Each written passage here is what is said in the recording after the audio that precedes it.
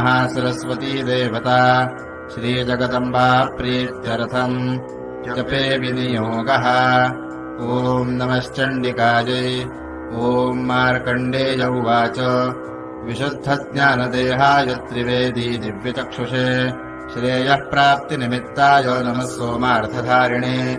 सर्वमेतद् विनायस्तु मन्त्राणामपि कीलकम् सोऽपि क्षेममवाप्नोति सततम् जाप्य तत्परः।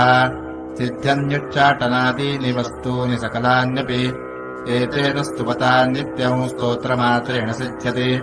न मन्त्रो नौषधम् तत्र न किञ्चिदपि विद्यते विना जाप्येन सिद्ध्येत सर्वमुच्चाटनादिकम्।